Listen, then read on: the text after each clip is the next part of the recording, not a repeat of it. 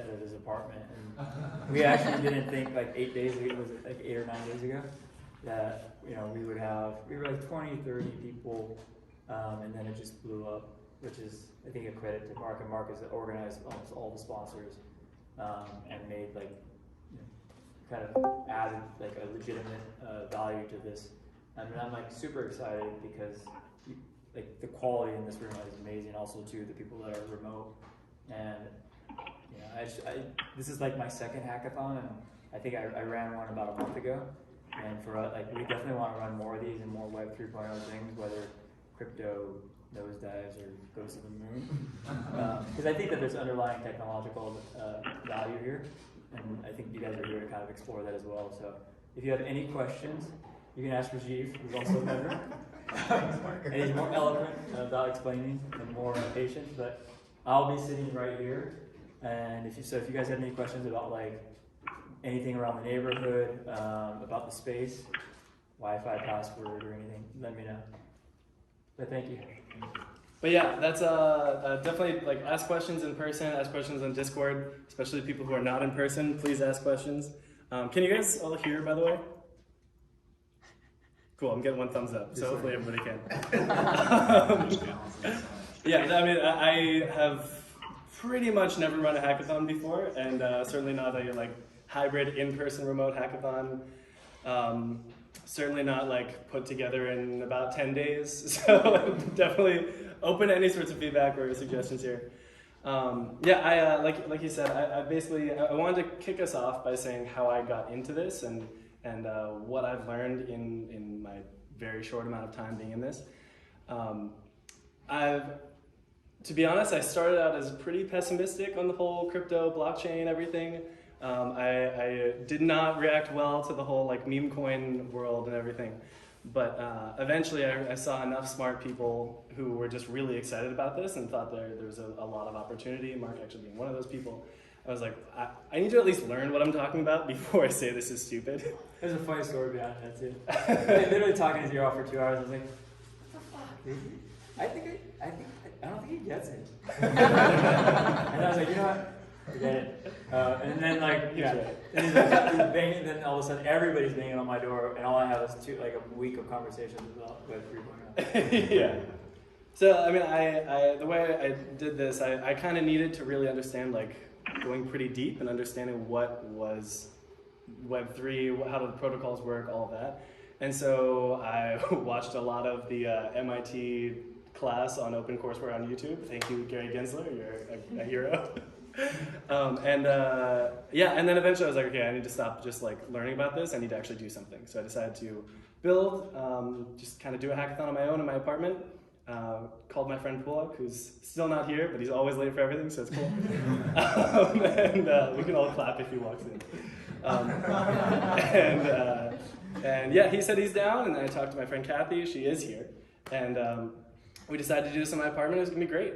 And then I sent out an email saying, hey, does anybody have ideas, like project ideas? What is like hello world and blockchain? And I got a couple of ideas, but more like 8 people saying they wanted to join. And I thought, I can either say no, or I guess I can find a place, because we can't have 10 people in my apartment. I live in a studio, and yeah. So reached out to this guy, because we'd had a 2-hour conversation where I looked at him with dumb looks. And I wasn't even in the climate, and he was like, I'm in the climate. I'm like, perfect. And he was like, yeah, I think I'm just going to travel and have fun. And I was like, I think I'm going to go with the climate. And he said, yeah, SPC can host this. Like, what are you thinking, like, 10 people? Great, cool. Let's actually reach out to a few more people, get a few more people involved. Sent out a bunch of emails, called one of my friends who is in part of a bunch of groups, and now we have literally 98 people signed up for this, so that's wild. But yeah, so more on kind of like how I actually learned about this. I started by discovering like how really difficult it is to get into it. I feel like there's just this huge wall between people who understand what's going on and people who don't. And most of the people who aren't in it just either see it as like a bunch of stupid meme coins like I did, or just kind of aren't really interested in just jumping deep into tech. And then the people who are into it are either talking about how they put $1,000 on this thing and now they have $1 million. Or they're talking about, wow, this is like absolutely incredible. We have all these crazy zero knowledge proofs, all sorts of deep technical things. And in order to actually like engage in that conversation, you need to have like 2 PhDs. And so what I've been trying to do, at least just for myself and my friends, is figure out what does it actually mean, like how does this all connect? And I, at least for myself, I've now understood it. And so what that looks like to me is we have the initial problem of a distributed ledger, just a ledger being a record of events. Often they're just transactions, just sending a number, which might be money from one place to another place. And the problem is just how do we do that in a way where we have it super distributed? Distributed systems have all sorts of problems and really hard challenges, and it's really interesting. Then, once we figured that out with all sorts of the consensus protocols and the proof of work, proof of stake, like all of that complexity and then scaling on top of that comes in there. But once that's kind of figured out, we're now seeing, oh, we have this way to have an immutable list of events recorded. And if we take that and then put not just transactions of tokens or money, we actually put operations on there. Then we have a distributed computing platform, a distributed computer. And that's what like the Ethereum virtual machine and all of that is. So then we have a crazy bit of technology that is at least very interesting technically of how we can distribute computing across the whole world and have this in like an immutable way. And that's how we get things like NFTs being able to be shown and like publicly verifiable and all that. But then that's all just kind of the technology, and that took a lot of work to get there, and it probably still doesn't make sense if somebody's like not that deep into the rabbit hole. It probably still doesn't make sense from what I just said. But the really cool thing is that once you actually get into the rabbit hole, is that you understand it, you start seeing that there are a lot of opportunities, and then you join 1,000 or 2,000 discords, and there are all these people who are really, really excited and really just connecting a lot, coming up with all sorts of different ideas. Sometimes it's just a lot of text that say GM, and sometimes it's a lot of like actual ideas and like what if we could reproduce Spotify in a way that the creators actually own their content and all sorts of things like that. I think there are lots of open questions still, but those parts are really interesting. But the problem is that it's often so tech focused that like tech over use case focused that we have what I've been calling like an industry UX problem, because it's so hard as somebody who's technical. Like I'm a PM in tech. Like I've been an engineer. I should be able to get this much faster than like 3 months of research. But getting there just has such a high barrier to entry. And I think if we want to have people actually building on this, if we want to be growing the community, if we want to be revolutionizing the things that we think we can, we need it to be not just like either people who are very excited about meme coins or people who are like very, very, very deep into this. This needs to be actually accessible to kind of the world. And I'm calling it industry UX because as like if you have an app, you see a button, you know, like UX means you know what it does, you know how it works, you know why you want to push it or not, and when you do that, you know what's going to happen. And in the world of like the industry UX for like blockchain as a whole, we need people to know what these companies or projects are going to do. We need people to know why it matters, how it actually is going to work. And if you think about it, like signing up for a wallet makes a lot of sense to a lot of people in this room and means nothing to my mom. No disrespect, she's great. But yeah, like, I mean, that's such a huge barrier to entry. Like, oh, okay, so I sign up for this, and then this is my recovery phrase, so this is like my password. And she's probably assuming if I lose it, I can just send an email to reset that, and then she loses $500,000 or something. Like, we need to figure out these types of problems, and I think that's what's really cool, though. I think that's what's got me so excited. Like, the technology is really interesting and super fun, but at the end of the day, it's kind of just technology that for me as a engineer turned PM, I get really excited about how we can apply that. And there are so many opportunities to bring blockchain and all of these projects to the world by improving on this UX. I was talking, I mean, Melanie is here, I think. Are you familiar? Yes. Awesome. You tweeted like there aren't a lot of UI UX designers in this.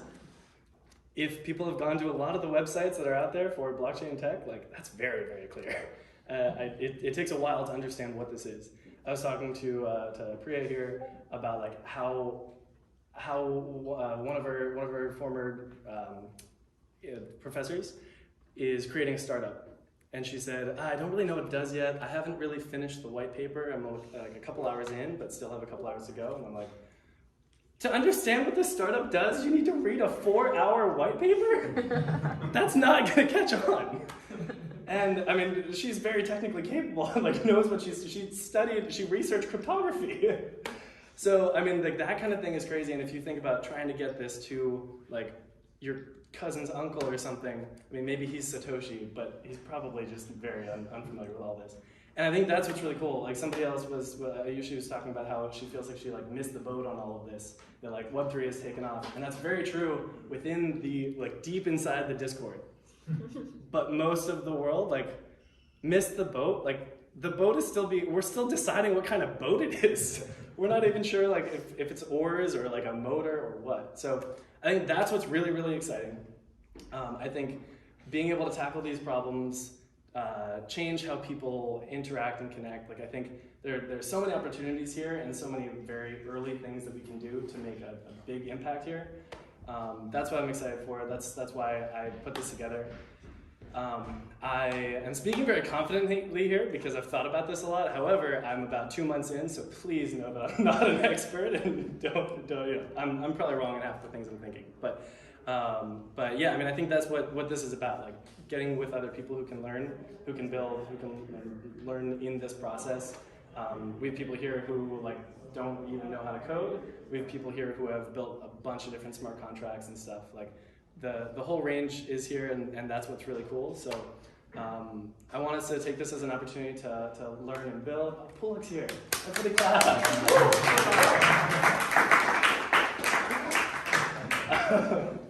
I want us to take this as an opportunity to learn and build, to build a community as well. Realize that this is like, the really cool thing here is also that it feels like the first time you built a website again, like the first time you learned how to write code and create something.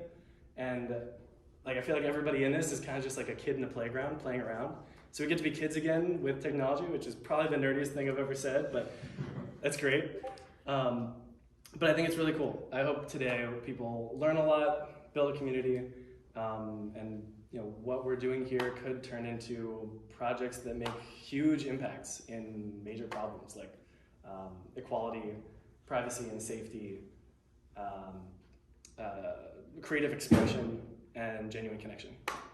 So, thanks so much.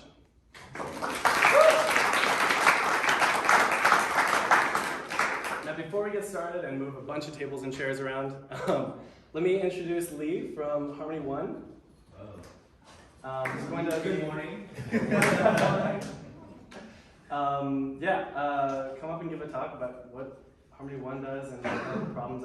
I wanted to reach out to sponsors and get them to explain like just what are the problems and how can we try to solve this. Okay, awesome. Wow. Great to see your bright faces. I thought you were going to hang out up here with me. Do we want to? Yeah. Let's do it this way. So you can ask me some questions because we didn't really script this, right? Yeah. Also, I'm Mark. We haven't actually person. Okay. Before I get started, there's Will. Everyone knows him, right? A little trivia. He's gonna get so embarrassed. 4 years ago, Will was my teaching assistant at a class for Northwestern. So everything's come full circle. And I've lived here for a long time. So yeah, as you were saying, like you've been in crypto for 2 months. Yeah, pretty much. Yeah. I've been in it for about 4 years, and by the way, it still feels the same way. That like everything is still new, right? You guys are not late. Actually, you're still early. And all the things you talked about, like I'm just riffing off of some of the points that Mark was mentioning is like the UI UX problem, right? We haven't really even permeated 1% of the adoption. Like look at you guys. You guys are the like frontier of San Francisco tech, and we are just starting to do hackathons in Web3, okay? That's how early we are. Let's also step back a little bit. Oh, sorry. All the live stream. Hello, everyone. Thanks for joining from around the world or in your San Francisco basement.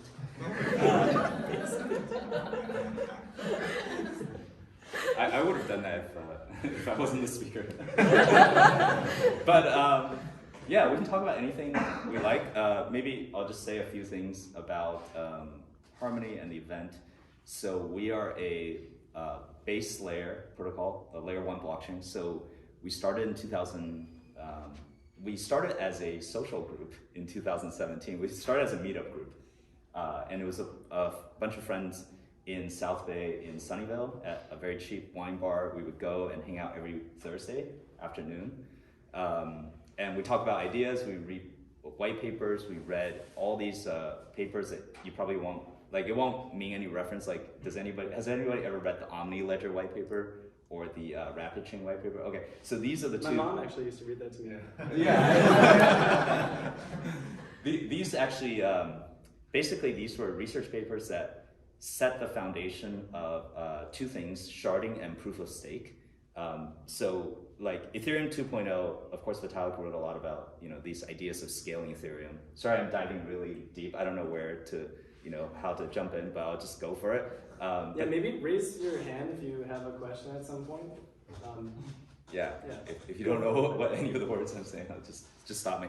But even in 2017, like, that was the ICO boom, right? And that was kind of the wave that I got in. And I think this now, like, in crypto, I guess, like, people come in waves. It's not a gradual. It's like 2017 ICO wave, like a bunch of people jumped in, and then a bunch of people left, obviously, in 2018, 2019. A few of us luckily survived and like grinded through and somehow didn't die, like us, and survived to this day.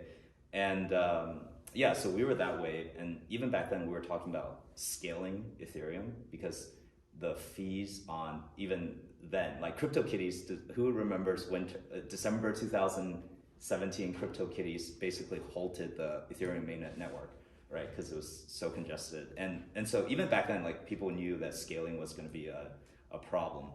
And so that was actually when, after CryptoKitties, that was when our founder, Steven, wrote the first technical white paper for Harmony. And the whole idea was to put sharding and proof of stake into production, which were the Ethereum 2.0 ideas of how to scale. So I'll just go one level deeper. The way, if you guys read, even as of this year, like, there's a good article that Vitalik wrote that talks about like why sharding is the only way to scale, because you basically parallel process the entire blockchain. You separate the transaction execution, you separate the data storage, so that you can actually run this world computer and scale it to billions of people without having everything go through one network. Essentially, you're breaking the network into multiple pieces, and you can parallel process all the transactions.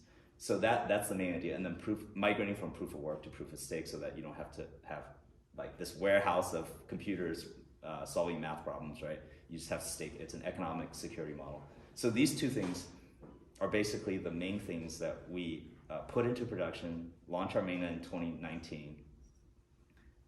Then a lot of other stories. We launched our token on Binance Launchpad. I can share about that if you're ever interested.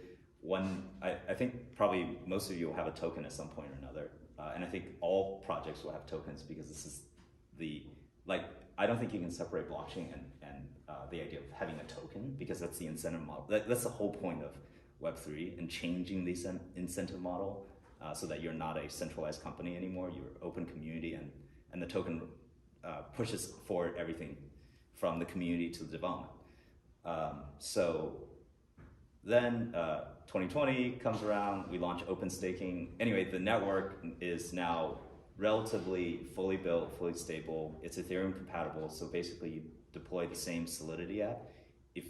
For whoever has already deployed a Solidity app on EVM, you can deploy on multiple EVMs just by changing the chain ID of which network you pointed to.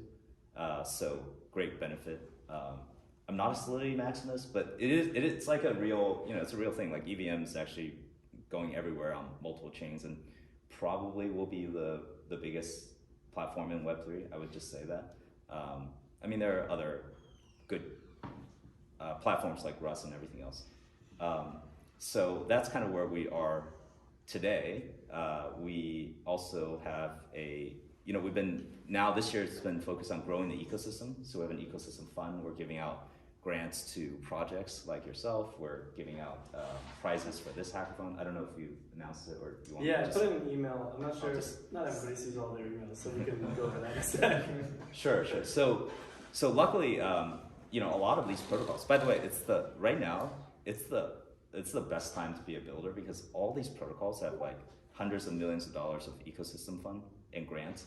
And we have a $300 million ecosystem fund that we are actively giving out grants to every week. I think we try to give out at least 10 grants every week. There's just a lot of development everywhere in the ecosystem and globally too, right? Like you don't need, the beautiful thing in Web3 is you don't need to be in San Francisco. You don't need a legal entity to start. You could literally launch a smart contract right now and you have a project, right? And you have a token that's fairly well defined, whether it's like a ERC20 or HRC. We have the equivalent HRC20 token.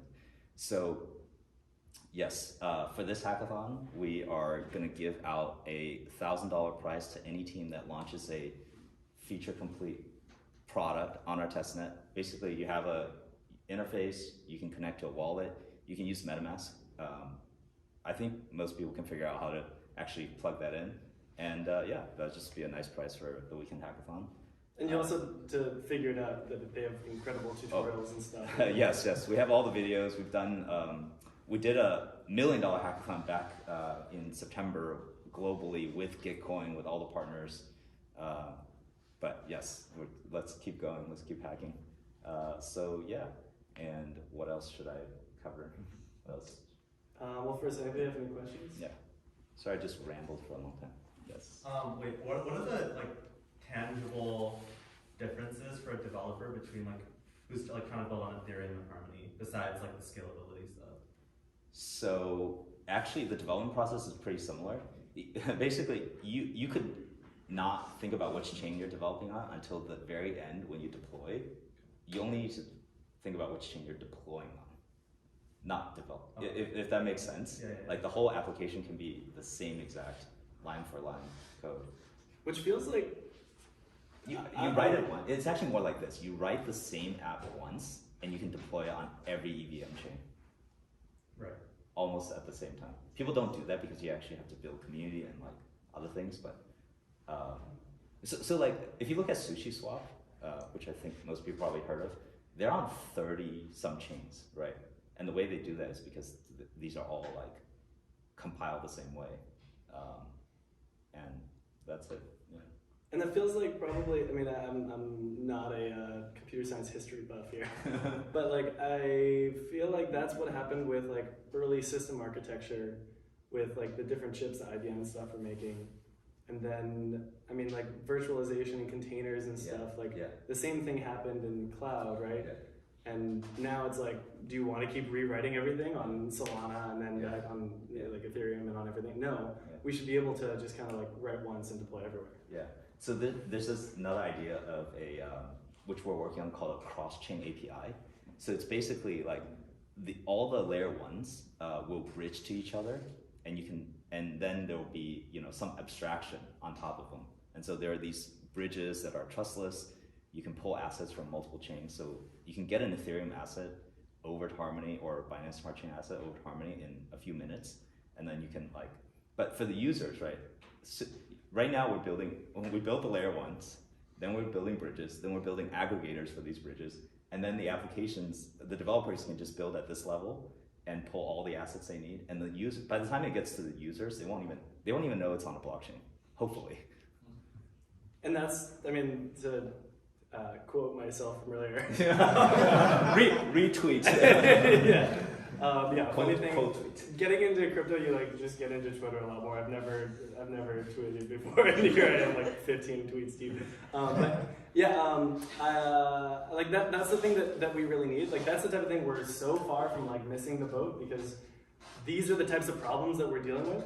Making it so that the average user doesn't have to think about what type of chain it's on, like they're using. Like that's insane. If you're using a website and you're like, oh well, you know, what exactly is my graphics card? Like, unless you're a deep gamer or something, you should not be thinking about that. But that's kind of where we are. Like these are the cool things that we get to be addressing and diving into at this stage.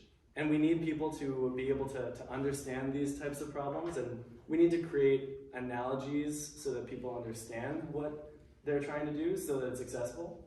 Because like for like a lot of these products, it's really hard to take off because people don't understand what it is.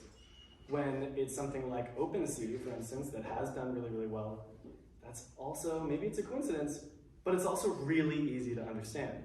Somebody says, here's an NFT. I don't know what that is. Here's a picture. Cool, I own the picture. Amazon for NFTs. You're done. That's the whole thing. No 40-page white papers. Yeah.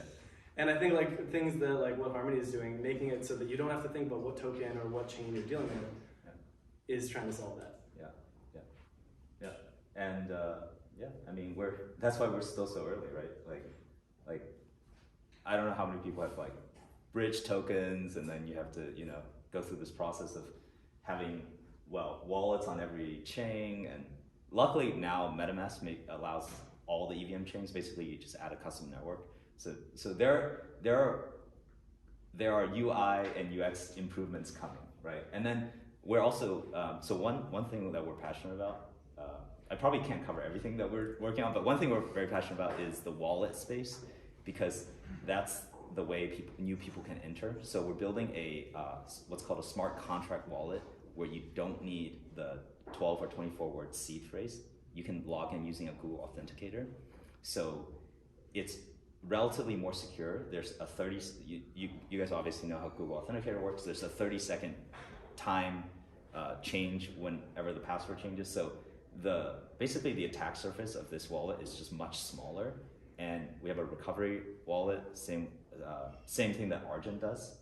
And you can put a spending limit on your wallet. So even if that wallet gets hacked, like you're at most losing, let's say $100 or something like that. So this actually is live in beta now. So anyway, the wallet space, once all these, it's like we need full stack improvements in crypto, right? The wallet needs to get better, like the chains and the bridging and all the abstractions need to get better. Like that's the only way to get 1 billion people into this. Yeah. There were some other hands maybe raised. Yes, sorry. Oh, maybe here. Could you talk a little more about what Harmony does? Yeah, so it is just a full blockchain. Like you can use it like Ethereum, basically deploy any application permissionlessly. So the benefit is because we implemented sharding and proof of stake, the transaction speed is 2 seconds. So if you swap some tokens on, let's say Uniswap on Ethereum mainnet, you do the swap and then you wait.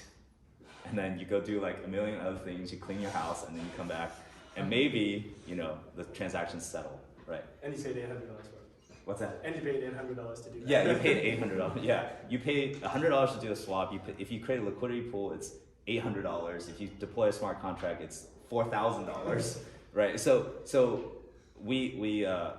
and our fee is $0.001, right? So like, it's just a much different experience than Ethereum mainnet. Now, if you're gonna transfer like $100 million, maybe you'll use, you know, Ethereum mainnet. You don't care about the few $100 fee. Like if you sell a, you know, NFT for $10 million, that's fine. But for most users, and to get 10 million people using it, right? Our whole idea is we are building a blockchain that will continue to scale, give you 1 or 2 second transaction speed, and basically fee that's less than a penny that you don't even notice. Like on the MetaMask interface, it says 0.00 because it's behind the decimals. So yes.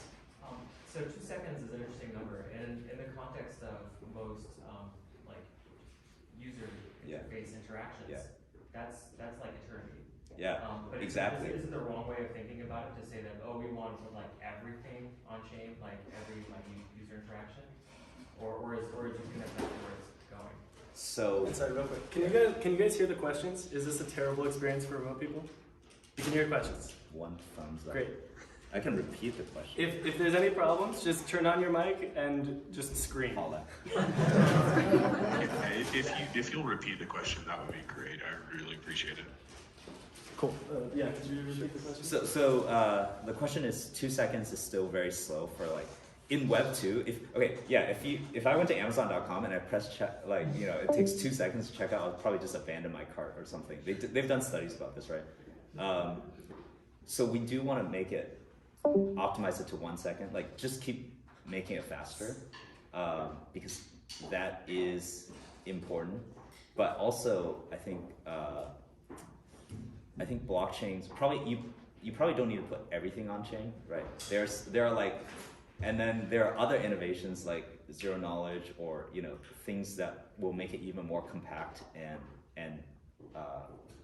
just kind of like I think you probably don't need everything on chain. Everything on chain is probably very difficult, but like the purpose of blockchain is not to transfer all information, but to coordinate the things that are valuable.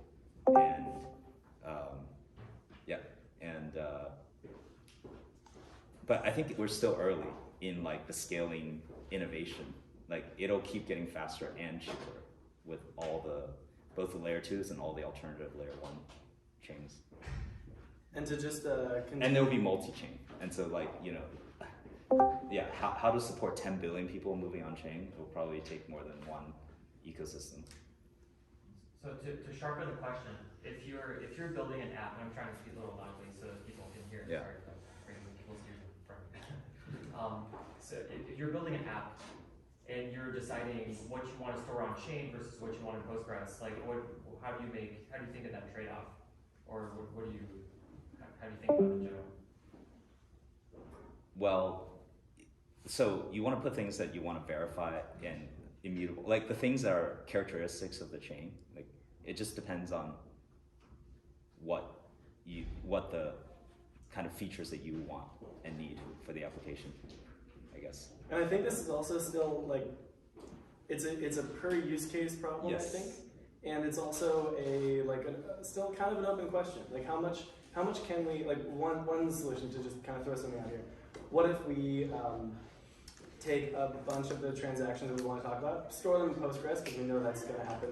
We can handle that. We've dealt with all that scaling, and then every so often we just kind of throw all of them into the chain and like kind of roll them up that way. Mm-hmm. It's an option. I mean, there are lots of things in the blockchain world that try to do that already, but that's an option that you have to know that your users are going to be okay with that level of centralization, even if it's temporary. And I think that type of thing is still an open question that like maybe we're going to do things like that in certain cases we won't. And I think exactly as he's talking about also like having this multi-chain solution way under the hood, hopefully, so users probably, my mom should not have to deal with that. But like having this multi-chain ecosystem that we can build abstraction on top of is also going to be really helpful to solve those things. Because to draw the analogy, I love analogies, back to what we are more used to, like if you tried to save everything to hard disk, your computer is gonna suck. But we have like the, all the way up to like the L1, L2 caches and registers and stuff. So I think I think about it a little bit like that, where different tools need to be used for different immediate use cases, and you're okay having it take a really long time if you want it to be very stable and stay in that hard disk situation. But if you want it to be fast, it's going to be like right in the register. And I'm a PM, so I just speak really confidently about things I don't actually understand. So That's great. I think we're still very early in the technical innovation, technical layer. Like it's still going to get much better. Like if you think about it, Ethereum itself is a 6-year-old technology, right, from 2015, and like all these other layer 1s basically started in 2018. So we're a 4-year-old technology. Like the internet is a 30-year-old technology now. So there's more than what we have today. It's coming. Yeah. I'm curious about your thinking around layer 2s. How would you explain the difference between layer 1s and layer 2s? Yeah. Why So, should we build on layer 2? Like, what would drive that choice? yeah, I mean, you can build on layer. You can and should probably. Sorry, can you repeat the question? Oh, layer ones versus layer twos. So, layer twos are you would need to pick to build in a certain layer 2, like on Ethereum. Like let's say you pick Optimism or Arbitrum or one of these layer 2s, right? And you're in that layer 2 ecosystem now, which may be very fine for your application. But then how are you going to go across to other layer 2s? Then you have to maintain instance in other layer 2s, and then the settlement time back to Ethereum mainnet is usually 7 days for like optimistic rollups. So the way to think about layer 1s is if you have a layer 1 that also bridges to Ethereum mainnet, that's also it's a similar scaling, similar way to scale your application, but our bridge is basically a 6-minute bridge, so you can transfer assets in 6 minutes rather than 7 days. So, and then the way I'm building working on a layer 1 project, so I'm biased, but the way I think about it is our layer 1 gives you the same scaling benefits as if you were doing a layer 2. Actually, it's much cheaper and faster to bridge back and forth. And we can bridge to other layer 1s. So like Bitcoin, BSC, like if you think about the map, right? Let's put all the layer 1s on the same layer, same plane. Like our layer 1 will bridge to every other layer 1 on the same plane. If you think about layer 2s, then you are kind of stuck in this layer 2, which which is fine. Like if that's what you need for your application, that's totally cool. But I think ultimately, if you want to like the most globally scalable application, being on a fast layer 1 allows you to like scale and connect to all the other layer 1s. Yeah. Let's do 2 more questions and then tag into it. So if you're actually writing some smart contract that you expect to deploy across multiple chains, how do you handle the sort of chain native currency? Like, Good question. yeah, do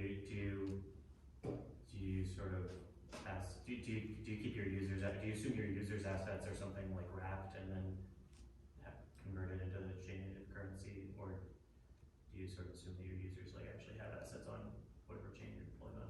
And can you repeat the question? Yes. So the question is, actually, there's different parts of this question. So the question is, like, once you go multi-chain, let's say, what do you do with all the different assets on the different chains? And then there's also, I'm going to add a question to your question, which is, what do you do with the governance token of your protocol when you go to multiple chains?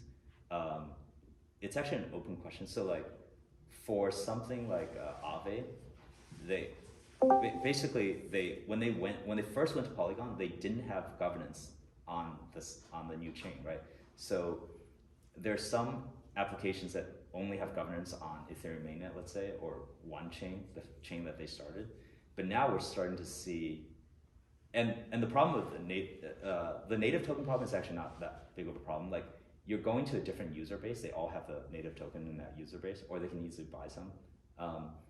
The bigger question is, how does governance of the entire protocol work once you have, like, let's say you have 10 chains, which Sushi has 30, and so who gets to decide what this, like, because at the application layer, it's still one project, right?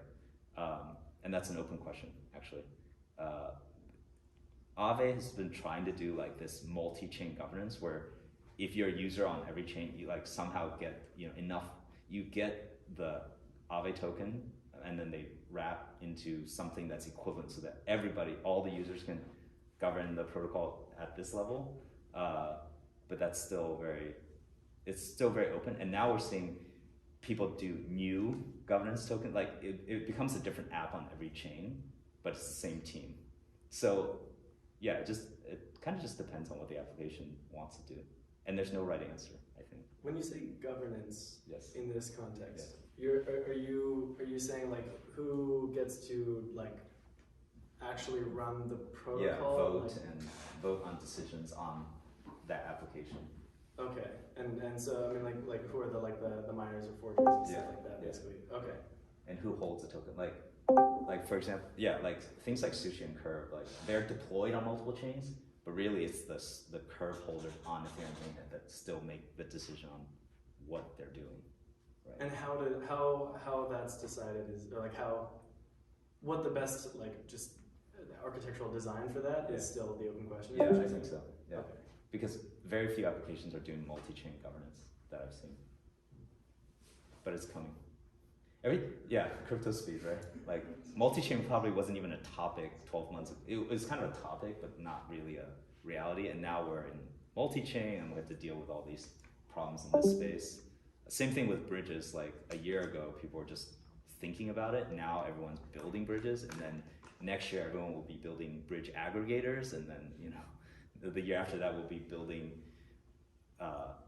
abstractions on top of that. So it just changes like that. Could you just briefly define what you mean by bridge aggregator? Yeah, they aggregate the liquidity from all the bridges. So, You said, what is a bridge aggregator? what's a bridge aggregator? Well, okay, so let's start with bridges, which are the bridge between chains, but there are multiple ways to do bridges. There could be trustless, there could be custodial, there could be like pools where you just, if I give you $1 of USDT on X chain, you'll give me $1 of USDT on Y chain. So there's that, and then the aggregators of the people, because now there are probably 5, 10, if not more bridges of all the EVM chains. Like if I'm a user, I have to go to one of the bridges, right? But if I aggregate, then I just go to this one app. It's like 1inch and Paraswap aggregating DEXs, decentralized exchanges, and then you have bridge aggregators aggregating bridges, so that all I need to know is I need this from this chain. I just do it. I don't need to know which bridge is pulling that liquidity for me. Almost like a load balancer, sort of, to continue needing analogies. Yeah, I don't know. Like just in Web 2, like you want to hit Facebook.com or whatever, Right. and you don't want to decide which server you're going to. You just go to the first server, and it figures out the rest for you. Yeah. You don't need to know which bridge you're using. Actually, that's the aggregation. You just know the token got into your wallet. Do you think consumers will pay the cross-chain tax? For example, I know Ethereum has high gas fees, and I think we all know that to go from Ethereum to Solana is more expensive.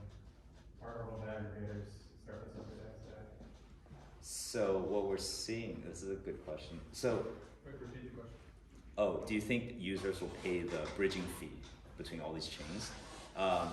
So the bridging fee in practice is less than actually the fee on Ethereum mainnet itself if you do swaps. Like let's say you're gonna do 10 transactions. You'd rather bridge once to a cheaper chain, do 8 transactions, or do the 10 transactions and bridge back. So you pay the fee twice on mainnet instead of paying the fee 10 times. So that's like basically the calculus, right? Like you could, and the bridges are gonna get better also, and the fees are gonna get lower. So I think, yeah, I mean, at the end of the day, that's somewhat unavoidable, but you can always optimize. Like, it's an engineering problem at this point. All right, I'm gonna cut us there so that we can get started actually building. Let's see, first of all, thank you so much for being here. And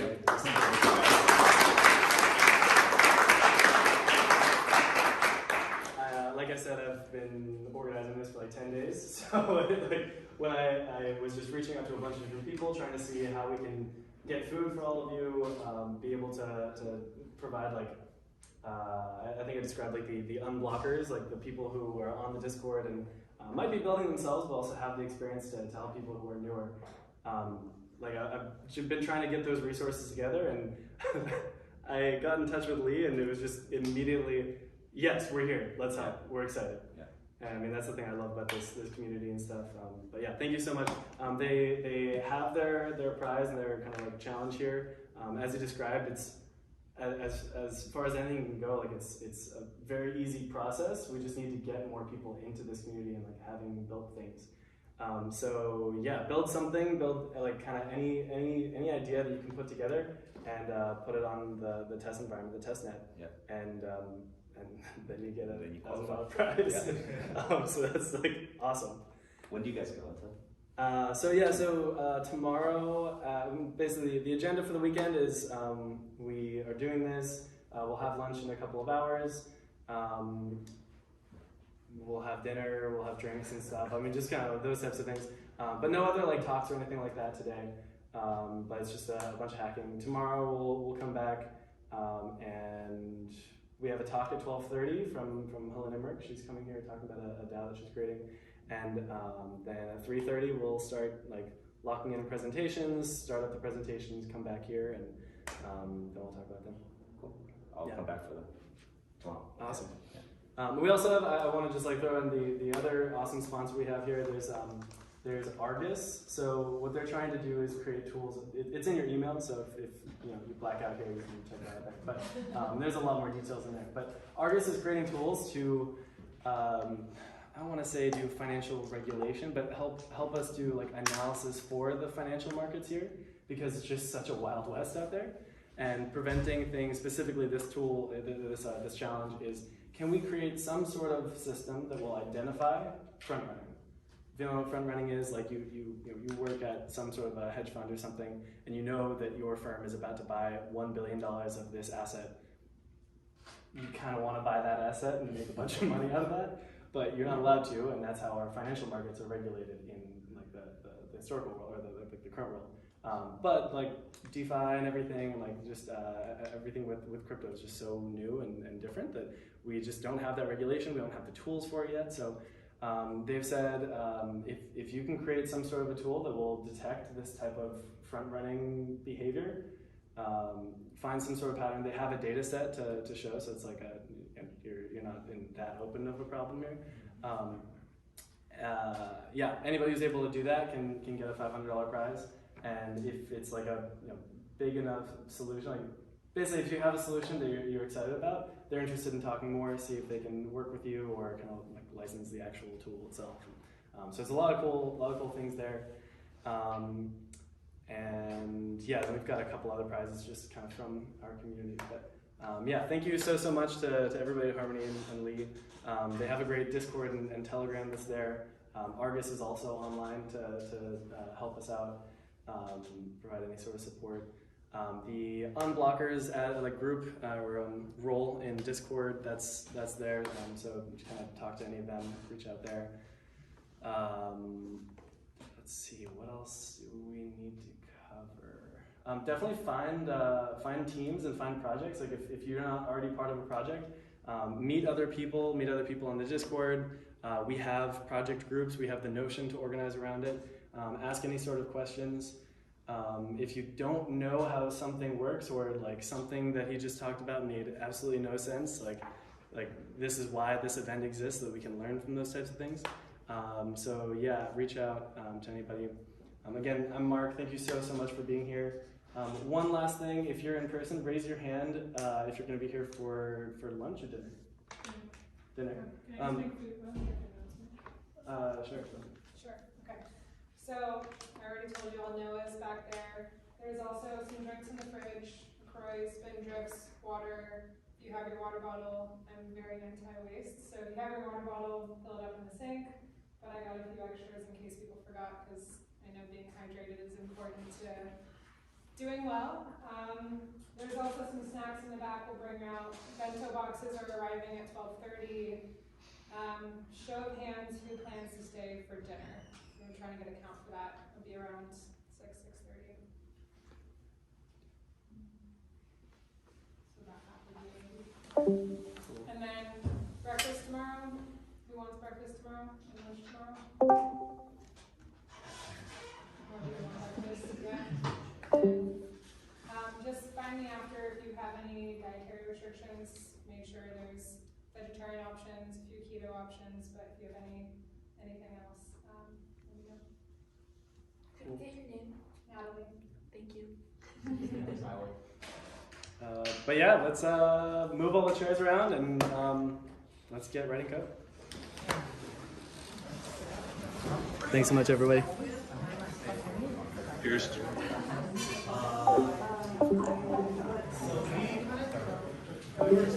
we be like that.